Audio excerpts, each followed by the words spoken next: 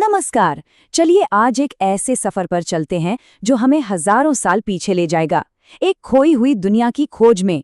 एक ऐसी सभ्यता जो प्राचीन मिस्र और मेसोपोटामिया जितनी ही महान थी, लेकिन जिसे लगभग भुला ही दिया गया था। एक ऐसी दुनिया जिसके रहस्य आज भी हमें हैरान कर देते हैं। जरा सोचिए, एक मॉडर्न कंस्ट्रक्शन का काम चल रहा हो और अचानक पैरों के नीचे से इतिहास का एक विशाल छिपा हुआ पन्ना खुल जाए। सुनने में थोड़ा फिल्मी लगता है ना, पर सिंधु घाटी सभ्यता की खोज की कहानी कुछ ऐसी ही है।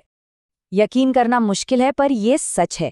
19वीं सदी में जब भारत में रेलवे लाइनें बिछाई जा रही थी, तो मजदूरों को जमीन के नीचे से लाखों पकी हुई ईंटें मिली। उन्हें लगा कि ये बस कोई पुराना खजाना है, और उन्होंने उन कीमती ऐतिहासिक ईंटों से रेलवे की नींव भर दी। मतलब अनजाने में ही सही, उन्होंने एक प्राचीन अजूबे को लगभग नष्ट ही कर दिया था। लेकिन जिन ईंटों को वो मामूली समझ रहे थे, वो असल में एक बहुत बड़ी कहानी की सिर्फ एक झलक थी। ये पहला सुराग था एक ऐसी सभ्यता का जो वक्त की धूल में कहीं खो गई थी। तो ईंटों की कहानी आगे बढ़ी। साल 1921 में दयाराम साहनी ने हड़प्पा में सिस्टमैटिक खुदाई शुरू की। ठीक अगले साल 1922 में राखालदास बनर्जी ने मोहनजोदाड़ो की खोज की। और फिर आया साल 1924, जब जॉन मार्शल ने पूरी दुनिया के सामने ऐलान किया कि भारत में एक नई प्राचीन सभ्यता की खोज हुई है। एक ऐसी सभ्यता जो उस समय की जानी मानी सभ्यताओं जितनी ही पुरानी थी। इस घोषणा ने जाहिर है पूरी दुनिया में हलचल मचा दी।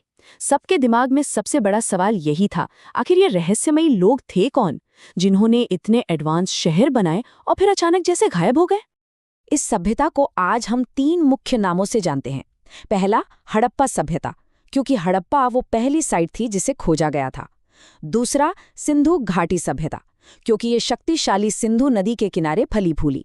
और तीसरा, सिंधु सरस्वती सभ्यता, क्योंकि इसकी कई बस्तियां अब सूख चुकी सरस्वती नदी के किनारे भी मिली हैं। ये सभ्यता कोई रातों रात नहीं बन गई थी। आर्कियोलॉजिस्ट्स ने इसकी जिंदगी को 3 हिस्सों में बांटा है। शुरुआती दौर, जब बस्तियां बस रही थी। परिपक्व दौर, जो इसका सुनहरा युग था, जब इसके शहर अपने चरम पर थे। और आखिरी दौर, जब इसका धीरे धीरे पतन शुरू हो गया। तो अब जब हम ये जान गए हैं कि ये कौन लोग थे और कब थे, तो अगला सवाल ये है कि इनकी दुनिया कितनी बड़ी थी। और इसका जवाब सच में चौंकाने वाला है। जरा इसके फैलाव का अंदाजा लगाइए। पश्चिम में बलूचिस्तान से लेकर पूरब में उत्तर प्रदेश तक, और उत्तर में जम्मू से लेकर दक्षिण में महाराष्ट्र तक। ये एक बहुत ही विशाल इलाका था। कुल मिलाकर ये लगभग 12.5 लाख वर्ग किलोमीटर के एरिया में फैली हुई थी। इस नंबर को बस एक पल के लिए सोचिए। ये आज के कई देशों से भी बड़ा इलाका है। अब जो बात सच में दिमाग घुमा देती है, वो है इसका कंपैरिजन। उस समय की 2 और महान सभ्यताओं, मिस्र और मेसोपोटामिया, को अगर मिला भी दे, तो भी सिंधु घाटी सभ्यता का एरिया उन दोनों के टोटल से भी बड़ा था। ये वाकई में प्राचीन दुनिया की एक सुपर पावर थी। इतना विशाल एरिया होना एक बात है, लेकिन उस एरिया में उन्होंने जो बनाया वो और भी ज्यादा प्रभावशाली है। चलिए अब उनके कुछ अविश्वसनीय शहरों की सैर करते हैं। सबसे मशहूर नाम शायद मोहनजोदड़ो है, जिसका मतलब होता है मुर्दों का टीला। यहीं पर हमें मिलता है द ग्रेट बाथ, एक विशाल पब्लिक पूल जिसे इतनी बेहतरीन इंजीनियरिंग से बनाया गया था कि वो आज भी लगभग वाटरप्रूफ है। ये उनके सामुदायिक जीवन और इंजीनियरिंग का एक शानदार नमूना है। और ये कहानी सिर्फ मोहनजोदाड़ो तक ही सीमित नहीं थी। हड़प्पा में विशाल अन्न भंडार थे, तो लोथल एक बहुत व्यस्त बंदरगाह था। कालीबंगा में हमें खेती के शुरुआती सबूत मिलते हैं, और धोलावीरा तो वाटर कंजर्वेशन में उनकी मास्टरी को दिखाता है।